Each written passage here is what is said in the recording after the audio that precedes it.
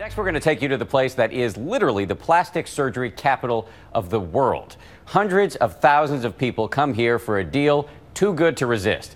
But is it really worth it? We're with two women as they learn the actual price is more painful than they could ever have imagined. It's official. We're obsessed with plastic surgery, constantly speculating on which celebrity had work done and where. Dishing out an estimated $12 billion on cosmetic enhancements last year alone. But there's a place where it's even more extreme. A plastic surgery mecca where 7.5 million people have traveled to go under the knife. Oppan Gangnam Style. Gangnam, the ritzy district in Seoul, South Korea that Psy put on the map. It's full of Korean women seemingly trying to emulate the doll-like features of these K-pop girls in Psy's video. And in bands like Girls' Generation. A staggering 1 in 5 South Korean women has had plastic surgery. The streets lined with hundreds of clinics. And 19-year-old Christina here is about to join those ranks. It's a normal thing. It's not like you're getting plastic surgery. It's like you're getting plastic surgery, congratulations. Wow. My friends, they would actually just go on vacation and then they would come back with a new face. So you literally have friends who you know but you don't recognize? Yeah. That's amazing. She'll be getting surgery to slim down her jaw and another to reshape her nose. Christina has appeared occasionally as a translator on Korean TV and has aspirations of making broadcasting her career. But she also feels the pressure to make some serious changes first. I got lots of hate comments like, why is she even on TV? Like, why? Why is she so fat? I don't have the looks. I don't have that idol figure. I don't have that face. Do you feel like, though, you're doing it just to fit in and look like everybody else? I guess everyone wants to look like K-pop idols. You have to look pretty, you have to have double eyelids, you have to have your V-line face, you have to have big breasts and stuff. In Korea, like, you go down the streets, you see this girl, and you walk down the street, and you see that girl again, but actually is a different person. Because everybody looks the so same. identical. Yeah. Are you nervous? Of course, I mean, I've been living with my jawbones for 20 years now, and I am cutting it off. I am just taking a part of my bone out. It's kind of nerve-wracking, I guess. I look like those Korean actresses that I always wish I would look like. But it's not just for women living in Korea. 6,000 miles away in sunny Los Angeles, Jessica Choi, a property manager for a real estate company, is getting ready to head to Seoul for her own plastic surgery overhaul. I haven't been to Korea since I was 3. I don't remember much. Turns out the cosmetically inclined all over the world are drawn to the city's expertise and competitive pricing. I think that the results will be better in Korea because they know the Asian face better. Jessica is hoping to improve surgeries she's had in America and to undergo a series of new ones. My mother, who's very naturally beautiful, people would always make fun of me, even in Korea when I was little. That's not your daughter. And, you know, it sort of just stuck. So in high school, my first procedure was getting this double eyelid crease put in. And just recently I had my nose done by a Beverly Hills plastic surgeon, but it's still not what I'm looking for. I went to a renowned doctor, so it's $8,000. In South Korea, it's anywhere from $2,000 to $4,000 or $5,000. So it's significantly cheaper, and I think that the results will be better. She consults via Skype with JK Plastic Surgery, a leading clinic in South Korea led by renowned surgeon Dr. JK. Jessica, tell me what you don't like about yourself.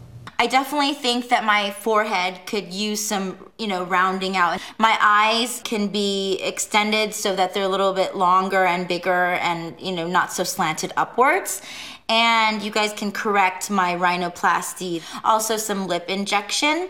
And the major thing is to bone contouring of my jaw here and my chin. But my personality is A-okay. She makes final preparations and soon is on a plane heading to Seoul. Part of the JK experience, 5-star service at every turn. Hey, Jenny. Nice to meet you. Upon landing, Jess is greeted by an attendant. Oh, wow. Hi, 안녕하세요. And whisked away in a gleaming Rolls Royce. The next morning, the attention to detail and meticulous customer service is evident. That evening, Jessica settles into her luxurious accommodations. So what was your reaction when you first saw the place? I was blown away. It's like a 5-star Beverly Hills hotel. So this is my room. Oh, wow. Not bad, right? This is like a living room area space. They have 24-hour staff on staff if I have a medical issue. And this is all included in the price of the surgery? Right. So how much are we talking about? It's, down payment on a house. But if I were to do it in America, it would be down payment on 2 houses. But does it ever occur to you that you're trying to fix something that's not on the outside, but on the inside? I do. Beauty comes from within. And I believe that. And I believe that I am a beautiful soul inside. I want my outer beauty to match what's on my inside. And so I'm comfortable with making these changes. And soon she reveals motivations far more profound than any of us suspected. If I can be completely candid. Completely. Okay, so I was married to an abusive man who abused me and actually caused some of my facial disfigurement. I was madly in love with him, and he actually went to prison. I divorced him and sort of went into years of depression, eating and just unhealthy behavior and just not really taking good care of myself. Mm-hmm. And so fixing your jaw actually has deep meaning for you. It does. And it's sort of coming back to repair old wounds that have sort of set in. So it's not just what's on the outside. Sure. It feels like I'm shedding my old skin, leaving a lot of baggage behind.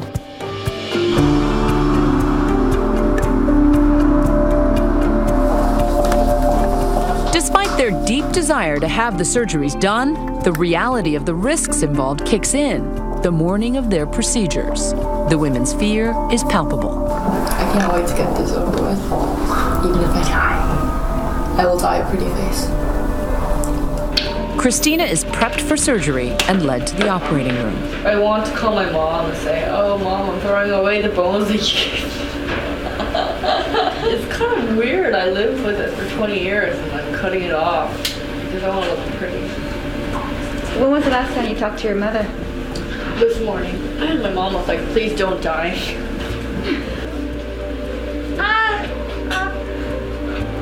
With Christina unconscious, Jessica is in a separate waiting room awaiting her surgeries.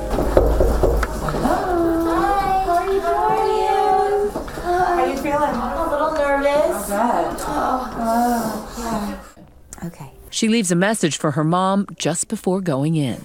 I just want to say that I'm about to go into surgery and I love you. And if anything happens, which it won't, but if it does, please pick up Chapo, my puppy, at Go Dog LA because I have, and raise him like as well as you raised me, okay? I'm just kidding. I'm going to be fine. I'm so nervous. Don't get nervous. Okay. Say a little prayer for me. This is the last time I'm going to see my face looking like this. Face off. Her many doctors make their final markings where the incisions will take place. I might hit on this doctor. Okay, wow. Just kidding. You might be married. I can understand you. You snuck up on me with your English speaking. Are we starting now? Yes. We're starting? Yes. Okay, Jesus loves everybody. Signing off.